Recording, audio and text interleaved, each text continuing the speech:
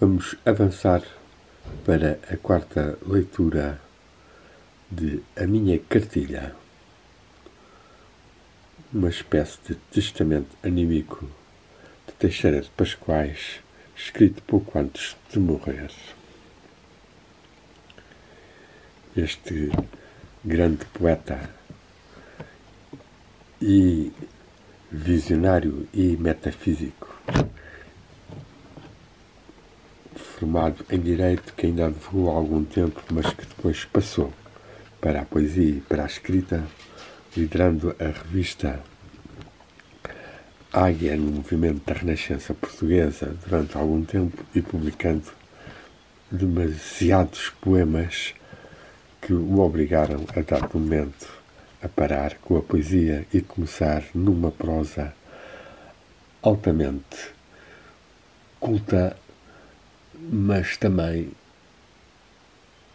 trocista, irónica, cultivando os paradoxos e questionando tudo e todos. No caso principal, figuras religiosas como São Paulo, Santo Agostinho, São Jerónimo e figuras da história como Camilo Castelo Branco e Napoleão. Vamos avançar então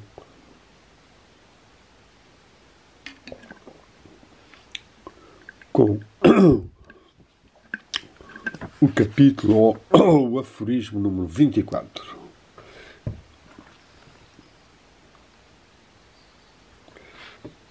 Que foi lido e agora passamos para o 25. Deus existe como supremo bem, ou Jesus, e como o espectro do mal, ou Lucifer. Tão eloquente naquele grito de Paulo: ai de mim, que não faço o bem que quero e faço o mal que não quero.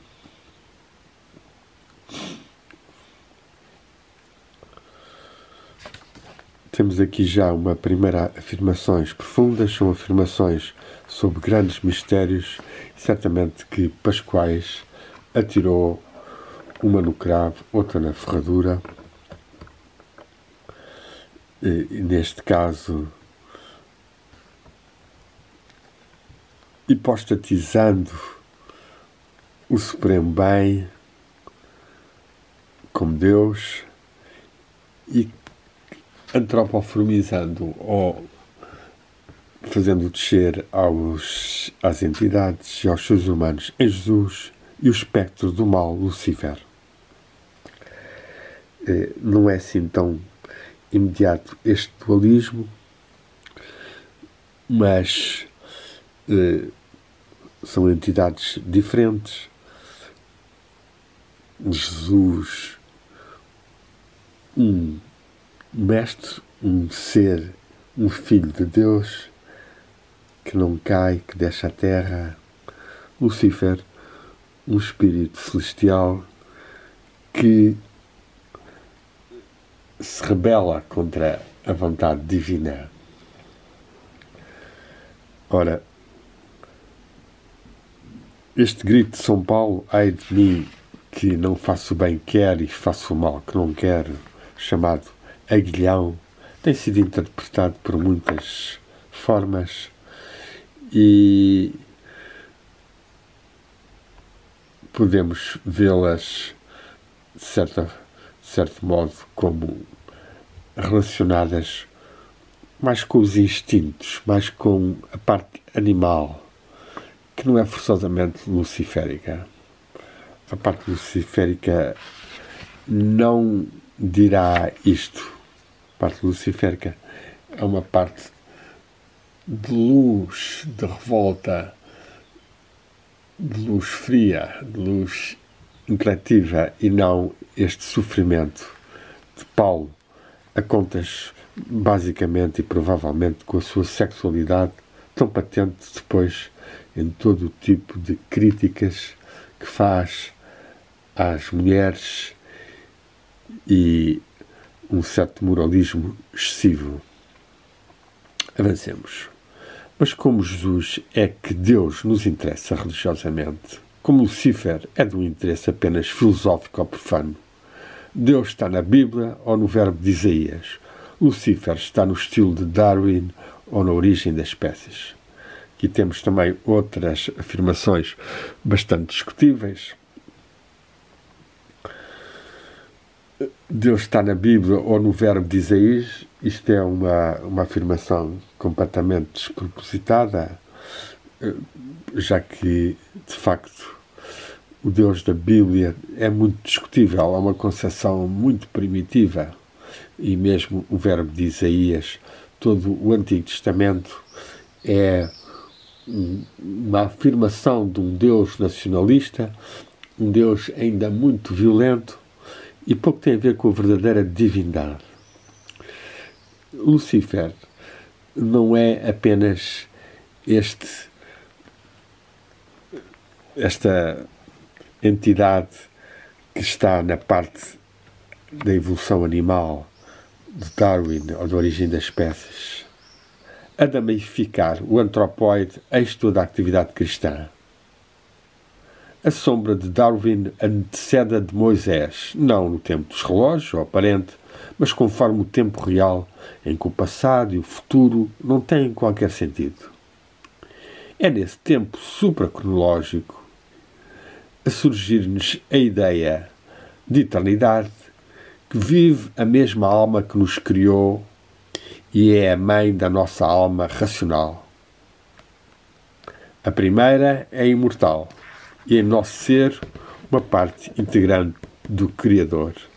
A segunda é mortal, originada por aquela e parte integrante da criatura, uma espécie de síntese seletiva dos sentidos que sabe aproveitar ou subordinar aos seus interesses, muito cientificamente, as forças naturais na sua mais próxima atividade. Conhecer essa atividade é tudo para um cientista, não para um sábio, é claro, a ponto dos cientistas pretenderem que a existência está restringida a essa atividade e, para além dela, nada existe. Só existe a fantasia louca dos poetas. O cosmos está dentro de um compêndio de física, como Deus de um tratado de teologia. Eis aqui alguns aspectos interessantes. A damificar o antropóide eis toda a atividade cristã. Nós podemos dizer que toda a atividade das religiões ao longo dos séculos tem sido tentarem religar o ser humano na sua parte espiritual à divindade e na sua parte racional e mental e humana ao seu próprio espírito. Algo disso não visualizado por Pascoais no princípio, já que vai demasiado para o cristianismo e depois critica Darwin, considerando que a redução do homem a ser criado por uma luta pela sobrevivência e não por um criador é algo de mais antigo, de mais primitivo que o próprio Moisés. Ora, isto é também um certo absurdo, porque é evidente que a explicação de Moisés, a explicação que no século XX, XXI, mesmo nos seus níveis simbólicos, tem muito limitações. E, portanto, haverá antes que, como aliás Pascoais aqui fala, tentarmos entrar nesta parte imortal do nosso ser, a alma que é mãe da nossa alma racional. E é esta a grande tarefa de todas as religiões e de todos os caminhos espirituais, e por aqui estamos nós a conversar e a dialogar à sombra de Pascoais, que foi, sem dúvida alguma, um pensador valioso, poderoso e que impressionou muito o meu amigo Santana Dionísio, que publicou alguns desenhos a quando de uma visita a São João de Gatão, que mostram bem o poeta a conversar. Aqui está a imagem interessante. O poeta a conversar em transe, no seu canto de delírio e de trabalho. Desenho rápido, esboço de Santana Dionísio, com quem eu convivi bastante frequentemente, sobre uma belíssima pintura de Eduardo Malta, de Leonardo de Coimbra, sem dúvida o mestre principal de Santana Dionísio. Ora, Pascoais avança agora para o 26º. Racionar é ver de perto, como imaginar é ouvir ao longe, que a realidade é próxima ou vista e longínqua ou musical. Finda em música ou antes é infindável. Finda e principia, que o princípio é também imprincipiável ou perdido ou antes a perder-se no passado. Um belo pensamento.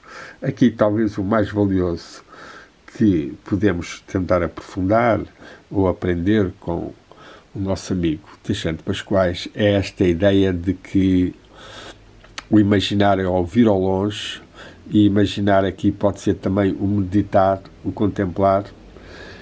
A realidade ao longínqua é musical. É para se ouvir ao longe. E este ouvir interior é, sem dúvida alguma, uma das tarefas essenciais no caminho espiritual. Nunca será mais realçar que este silêncio e esta audição do subtil ser, ou a subtil música das esferas do cosmos, ou a subtil voz do ser íntimo, são aspectos fundamentais de todo o caminho espiritual. Um dos métodos que bem realçou isso foi Boin Ra, sem dúvida um dos melhores dos últimos séculos, e que no seu ensinamento Hortus Concluso pede bastante para praticarmos essa audição interna. Avancemos para o 27º. Há casos em que a segunda alma, a racional ou crítica, auxilia a primeira, a instintiva ou criadora. Aqui já temos um pequeno erro de Pascoais ao classificar a tal primeira, que seria a criadora e a imortal, como instintiva. Ora, não é tanto instintiva, é mais intuitiva. Instintiva está mais ligada com o corpo, e claro que podemos compreender que Pascoais identificasse quase intuição e instinto de forma a englobar toda a sabedoria instintiva do povo com quem ele tanto conviveu na zona do Marão.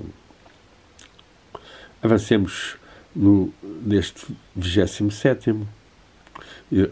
Relidamos outra vez. Há casos em que a segunda alma, a racional ou crítica, auxilia a primeira, a instintiva ou criadora. A mortal auxilia, interfere na imortal. A mortal interfere na imortal. E temos a geometria de Euclides, a aritmética de Pitágoras, o atomismo de Demócrito, essa visão inicial das coisas, a gravidade de Newton, essa visão final, a medicina de Pasteur, e ainda o De Rerum Natura de Lucrécio, a Madonna de Rafael, a Bruxa de Goya, os arroubos celestiais de Santa Teresa, ou aqui diz ele Teresa, e os desesperos infernais de Mariana Alcoforado, a nossa monja amorosa de Beja, do convento da Conceição. O espetáculo do cosmos, já estamos no 28, aqui podemos comentar ainda brevemente o 27, considerando que há, de facto, corpo, alma e espírito e no ser humano, e há todos estes níveis em interação, e os génios são seres que, por diversas fontes energéticas e causais, adquirem uma capacidade de trazerem mais à manifestação o que é belo, ou o que é original, ou o que é novo, ou o que é necessário, ou o que estava apenas ainda nos mundos subtis. 28. O espetáculo do cosmos nos deslumbra, desde a nuvem de chuva a molhar-nos o caco incandescente à nebulosa Andrómeda, a desfazer-se em estrelas a 1 milhão de anos de luz. E este deslumbramento é a própria fonte da religião e da poesia. Duas irmãs, como Teresa e Mariana. A poesia é a essência do remoto, é a ciência do remoto, uma espécie de geometria no infinito. Se a do espaço serviu para medir a dos campos do Egito ou da Mesopotâmia, a no infinito metrifica o incomensurável, o invisível, o inatingível. Se lhe tocamos num dado instante maravilhoso, é com a sombra do dedo indicador infinitamente prolongado. E as orelhas de Platão, asnaticamente, de asno burro, lhe cresceram até às feras a cantar. Esse contacto aureola os grandes versos e os sublimes pensamentos. Cabem todos, entre parênteses, cabem todos numa página antológica, roubados ao Santo Espírito, como a Divina Comédia, na opinião de Petrarca. Aqui temos uma imagem muito interessante de as orelhas de Platão a abrirem-se, como as do asno a alongarem-se para captarem o canto das feras, ou, se quisermos, a música das partículas, que é, sem dúvida alguma, uma prática espiritual, chamada mesmo o sultão das práticas pelo nosso querido amigo e mestre Dara Shikoh, o filho de Shah Jahan e um grande sábio do encontro das várias religiões, do misturar, do fundir dos oceanos de cada tradições, como ele fez, particularmente entre o Islão e o hinduísmo. Ora, aqui Pascoais, como poeta apaixonado pela natureza e pelo cosmos e pela noite estrelada, transmite-nos algumas das suas intuições e pensamentos ligados com a extensão da alma, a sua criatividade genial. Esse contacto aureola os grandes versos, ou seja, o contacto com o mundo cósmico, o mundo infinito, o mundo espiritual, causa a melhor literatura. Passemos ao 29. Azulatria. Excedeu-se. Entre parênteses, esta lei de excedência presida todas as conversões do pior em melhor, como a do fenómeno físico-químico em biopsíquico.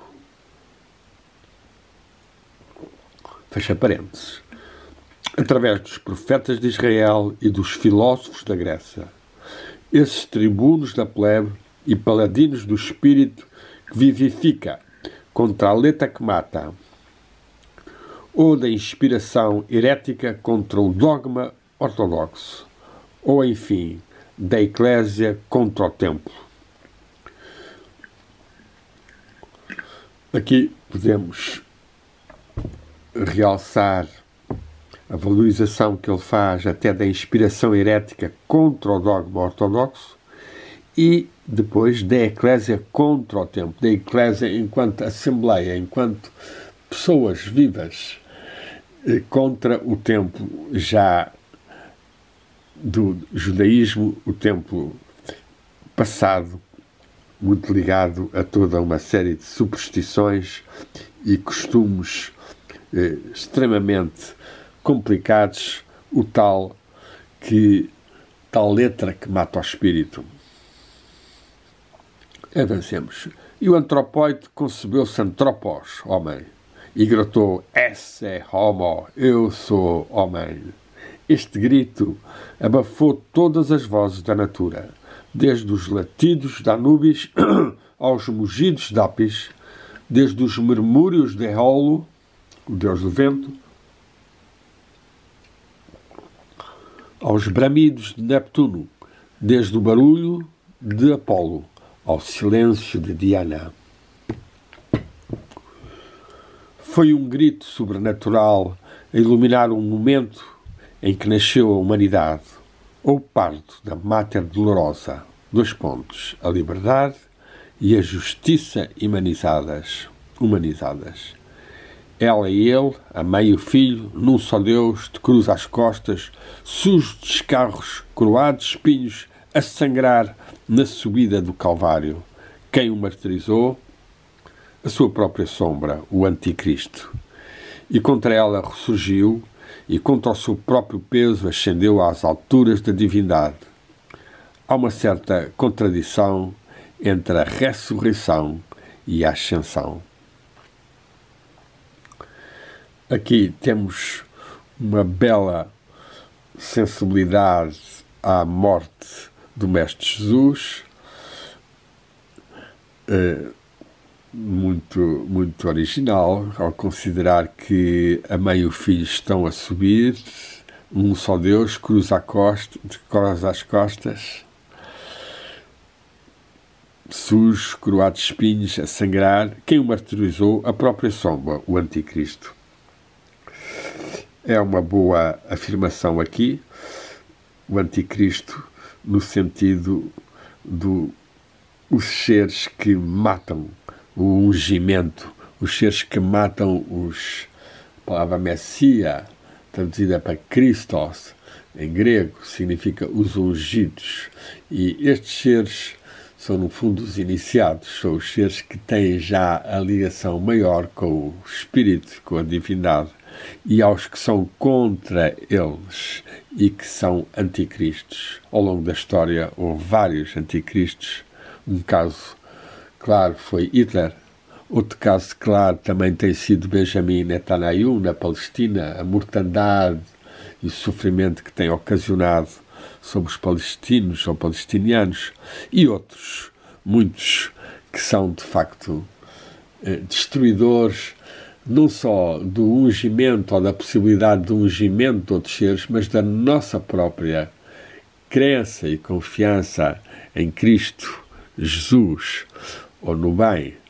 E é esse um dos grandes problemas desta política mundial, imperialista, norte-americana, selvática, opressiva, enganadora, que faz ao mesmo tempo uma fantochada de teleevangelistas e outros pastores que, como a conselheira de Trump, Paula Davy, que são de uma total falta de ligação com o Espírito ou com Deus e são verdadeiramente anticristos. Avancemos para o 30º. Se Jesus é Deus, é como o homem, e o homem foi concebido no ventre da mulher ou da Mater Dolorosa. E eis o único acontecimento com maiúscula. Os fatos históricos não passam de anedotas de mau gosto. Aqui temos, de facto, Teixeira de Pascoais um pouco sarcástico, um pouco exagerado, e não há dúvida que, por vezes, fica demasiado apanhado na influência do catolicismo ou do cristianismo. 31º. Temos o cristianismo e o seu prefácio, o helenismo. Esse, em itálico, cidadão do mundo, que adquirira o caráter da cultura geral unificadora das almas, mas por um processo frio, intelectual somente. Paulo recebeu-o em Tarso para o espalhar nos povos e levá-lo ao rubro na brasa do seu coração. Aqui é discutível. É discutível porque nós sabemos como houve também grande arroubo da alma nos mistérios, nas bacantes, nos hierofantes, nas procissões, mesmo em práticas, mesmo as sibilas. Portanto, há toda um desabrochar também do coração e do amor. Não podemos dizer que era um processo apenas intelectual. E que São Paulo terá recebido, quando se tornou em Tarso, quando recebe na estrada para Damasco, hoje em dia, que foi tão miseravelmente oprimida por terroristas e pelo apoio das nações ditas civilizadas ocidentais, como a França, a Alemanha e a Inglaterra, lideradas pela USA e por Israel e pela Arábia Saudita. Paulo de Tarso, Saul, como era, passou a ter ao rubro na brasa do seu coração. Certamente que tem, e para os quais dizer isto, não há dúvida que, tendo publicado um livro sobre São Paulo, terá sentido bastante, mas não podemos ter uma consciência nítida do que é que ele, no fundo, afastou ou fez desaparecer do próprio cristianismo que Jesus tinha partilhado, a mensagem espiritual que Jesus dava.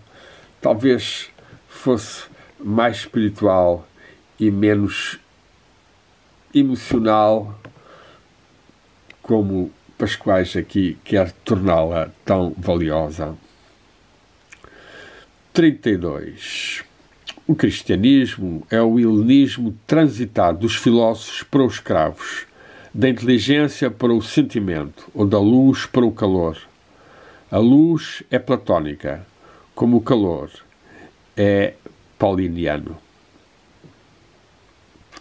É interessante esta dualidade que Pascoais fala, da luz ser mais platónica e o calor ser mais pauliniano, mais cristão, mais católico. Claro que é discutível, porque nós vamos encontrar em várias religiões um grande desenvolvimento do amor, do calor do coração, e sabemos também que a luz do amor, a luz do espírito, a luz da divindade, tem esses dois aspectos, tem a sabedoria e tem o amor. E não devemos dualizar demasiado, tal como considerarmos que o ser humano é só homem ou que a mulher é só mulher, já que cada ser tem também uma parte feminina ou masculina em proporções diferentes, e ainda que, segundo os mestres mais elevados, o ser humano tenha sempre a mesma polaridade, ou masculina ou feminina, ela, contudo, ao ser manifestada na Terra, tem proporções diferentes e variadas. E aí podemos dizer que é um lado mais racional ou mais frio e um lado mais sentimental ou mais emotivo ou mais de amor. 33. A humanidade é filha da escravatura, esse operariado da antiguidade, a plebe antes de Cristo, a plebe dolorosa, a máter.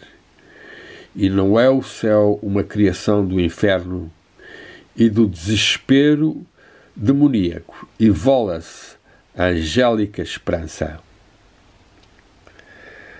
Eis aqui um pensamento bastante revolucionário, bastante crítico, já que se a primeira parte se pode considerar aproximada em relação ao cristianismo um pouco, em que há uma origem, há um apoio grande também dos escravos, da plebe, para usar a expressão de Pascoais, da Mater.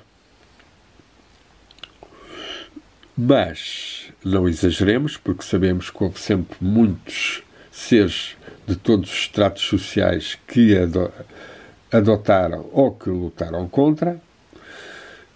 Mas depois, esta parte seguinte é que já é muito discutível. E não é o céu uma criação do inferno e do desespero demoníaco e vola-se a angélica esperança? Pronto, aqui Pascoais está a funcionar como um racionalista, como um pouco a cultivar os opostos, os contrastes, e vem crer que o céu é uma criação do inferno e do desespero demoníaco, do sofrimento, da desilusão, das forças negativas, e vola-se, ergue-se, surge uma esperança dos anjos. Não, isto não é assim.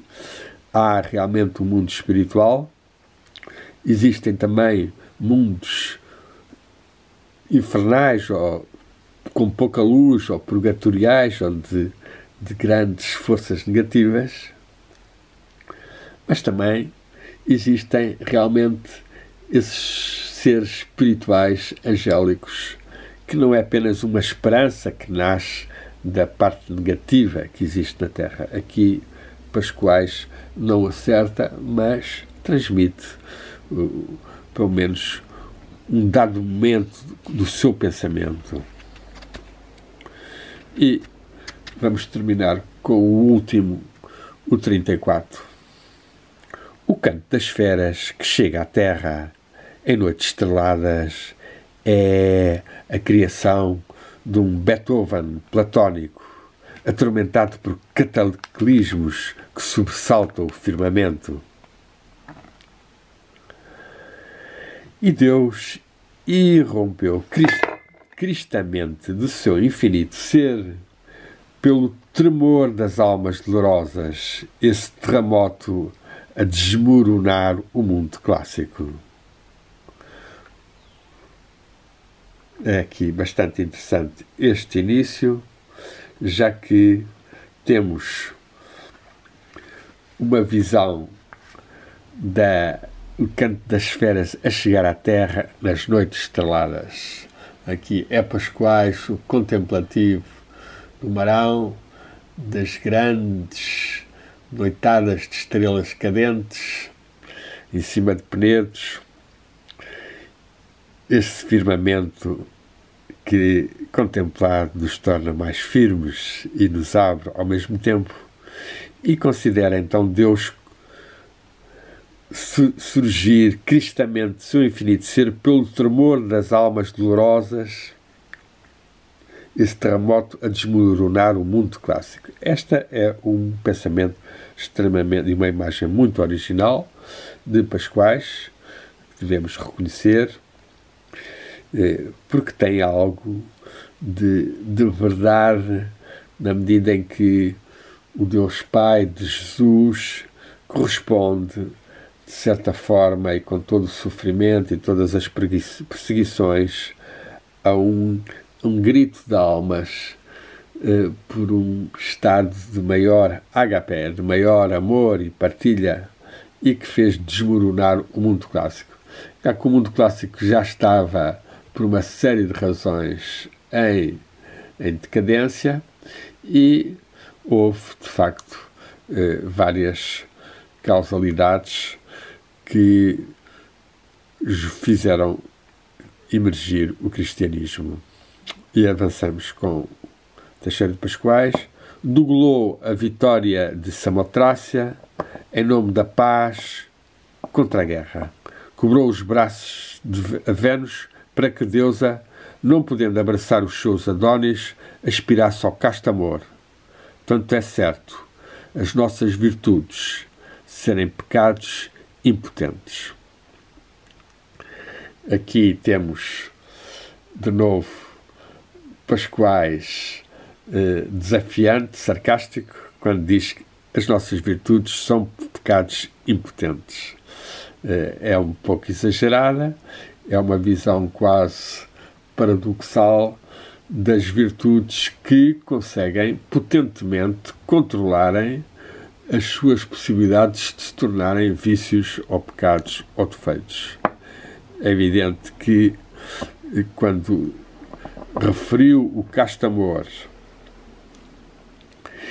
e sabemos como Pascoais também sofreu um pouco de uma paixão que o levou mesmo a Londres e que não teve continuidade e que o terá marcado para sempre, há talvez nele uma certa revolta contra esse casto amor que pode existir sem ser forçosamente um pecado impotente. Ainda que, se tivermos uma visão demasiado dualista, nós podemos admitir, e aqui o pensamento de Pascoais estaria certo, que nós já temos pecados em nós próprios e que eles são tornados actuais ou não, tendências negativas que se tornam ou não. Mas este dualismo não é de conservarmos dentro de nós próprios. Haverá, sim, que tentar comungar com esta dimensão cósmica que a noite, as estrelas, a grande música de Beethoven ou as grandes estátuas proporcionam para que as nossas virtudes, sejam elas qual forem, seja a virtude do esforço, seja a virtude do amor dedicado, seja a do trabalho mais criativo, ou o serviço, tudo isso são formas de nós desenvolvermos a nossa entidade espiritual no seu corpo espiritual, ao esculpirmos no mundo da matéria e da manifestação a nossa própria alma e o nosso contributo para o todo. Vamos terminar ainda assim com o 35º. Sim, o cristianismo é o helenismo filosófico tornado sentimental e popular, a luz da Grécia feita calor judaico. A mitologia, eis o Velho Testamento. O Velho Testamento está na fábula, como o Novo é na história, ou na realidade viva do homem, que a realidade descende do ideal. E eis o conceito platónico de vida, ou anticristão. Aqui há, de facto, uma dualidade que Pascoais realça. Fernando Pessoa também realçou bastante e tentou mesmo desenvolver bastante o helenismo, primeiro com os deuses, e Alberto Caeiro é um sinal dessa natureza divinizada, que em si mesmo é tudo. O Ricardo Reis, essa quietude, essa aceitação resignada do destino e da ponderabilidade da vida, mas que depois acaba por ultrapassar esse regresso ao paganismo que Caeiro e Reis desenvolveram mais, e vai passar para a gnose, para o caminho espiritual, para os mistérios. E aí Fernando Pessoa aprofundou bastante, tal como Pascoais também conheceu algo, através de Chauret, de Steiner e de outros, e foram seres que aí tiveram consciência de que o Velho Testamento é quase o correspondente a uma mitologia, é uma mitificação extrema de uma história antiga muito alterada, e que o novo é a realidade viva do homem. É um mestre vivo a tentar transmitir o despertar espiritual para quem o via e ouvia. Era para isso que ele veio à Terra. Não foi, de forma alguma, para satisfazer o Deus Pai ou para redimir a humanidade.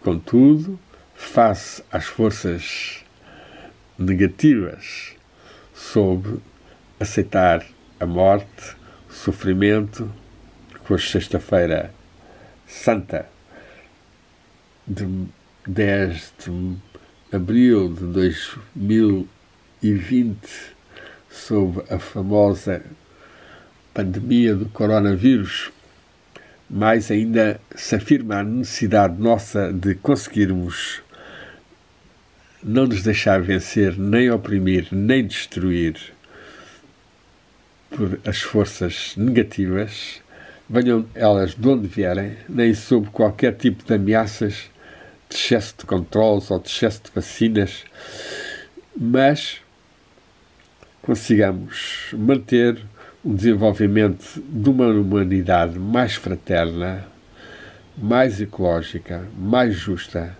e menos perdulária na fabricação abusiva do dinheiro, como vemos nos Estados Unidos e noutros países mais desenvolvidos, como recentemente a União Europeia, e a serem mal utilizados, mal entregues, demasiado para armamentos, demasiado para o imperialismo, demasiado para o futebol, demasiado para formas pouco úteis à harmonia dos seres. É esta a grande aspiração dos seres que estão no caminho e da tradição espiritual portuguesa, desde Santana Dionísio a Teixeira de Pascoais, a Fernando Pessoa.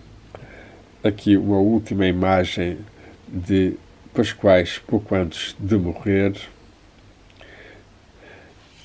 quando foi visitado por Santana Dionísio.